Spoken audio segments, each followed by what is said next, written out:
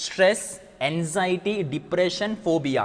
இந்த 4 வார்த்தைகள். இதுக்கு மத்தியில் நமக்கு வித்தியாசம் தெரிய மாட்டேங்குது. இது சொல்லக்கூடிய பொருள் நமக்கு தெரிய மாட்டேங்குது. அன்னைக்கு நீட்டு படிக்கிற ஒரு பொண்ணு எனக்கு ஃபோன் அடிச்சுட்டு, அண்ணன் எனக்கு ரொம்ப டிப்ரெஷனாக இருக்குண்ணே.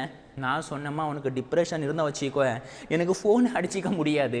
டிப்ரெஷனுடைய கருத்து என்னன்னு தெரிய மாட்டேங்குது. பார்க்குற வேலை எனக்கு ஒரு மாதிரியா டிப்ரெஷனாகவே இருக்குது ப்ரோ அப்படி சொல்கிறேன். டிப்ரெஷனுடைய பொருள் என்ன? நல்லா சுற்றிக்கிட்டு இருக்கேன். மதியம் சாப்பிட்டியா கேட்டேன், ஆமாம். நைட்டு தூங்குனியா? ஆமாம் தூங்குனேன்னு சொல்கிறான். அதுக்கு அடுத்தது காலேஜ் போறியா? ஆமாம் காலேஜ் போகிறேன். அப்போ எப்படிடா உனக்கு டிப்ரெஷன் இருக்கும்? டிப்ரெஷனுடைய சைன்ஸ் என்ன, சிம்டம்ஸ் என்ன, அதுவே தெரியாமல் டிப்ரெஷன் வார்த்தை அவ்வளோ பெரிய பெரிய வார்த்தையெல்லாம் யூஸ் பண்ணிகிட்டு இருக்காங்க.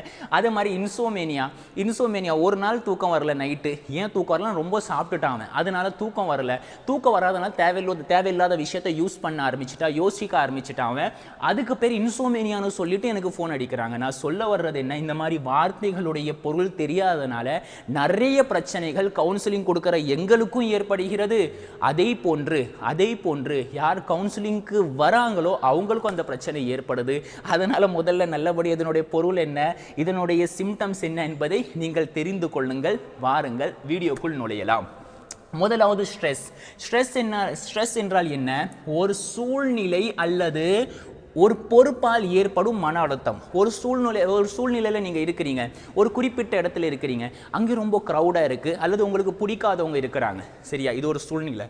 அதே மாதிரி அல்லது ஒரு பொறுப்பு, உங்களுக்கு ஒரு பொறுப்பு இருக்குது, எக்ஸாம் முடிக்க வேண்டும் என்ற பொறுப்பு இருக்கிறது, ஒரு குறிப்பிட்ட விஷயத்தை, ஒரு வேலையை நீங்கள் முடிக்க வேண்டும் என்ற பொறுப்பு இருக்கிறது, குறிப்பிட்ட தேதிக்குள் நீங்கள் இந்த குறிப்பிட்ட தொகையை செலுத்த வேண்டும் என்ற பொறுப்பு இருக்குது. ஒரு சூழ்நிலை அல்லது ஒரு பொறுப்பு. இதன் காரணமாக ஏற்படக்கூடிய மன அழுத்தம், ஒரு மன நெருக்கடி உங்களுக்கு ஏற்படும்.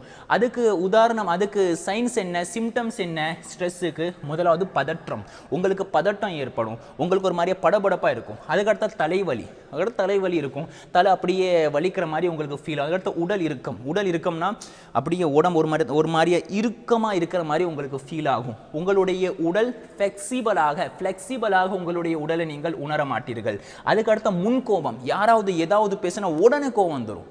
நம்ம நினைப்போம் இவர் கோபக்காரராக இருக்கார் சொல்லிட்டு, ஆனால் மேக்சிமம் இப்போ உள்ள சூழ்நிலையில் பார்த்தோம்னா 75% மக்கள் கோபக்காரர்கள் கிடையாது.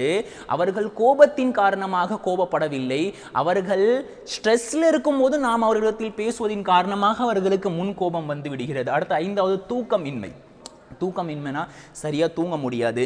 தூங்கும் பொழுது பல வகையான சிந்தனைகள் வரும், ஓவர் திங்கிங் ஏற்படும். அதே போன்ற 6வது விஷயம் கவலை, அதாவது கவனக்குறைவு. எதுலையுமே ஃபோக்கஸாக இருக்க முடியாது. ஒரு விஷயத்தை படிச்சுக்கிட்டே இருப்பாங்க, சிந்தனை வேற எங்கேயாவது போகிறோம். பேசிக்கிட்டே இருப்பாங்க, வேற ஏதாவது யோசிக்க ஆரம்பிச்சுட்டுருவாங்க.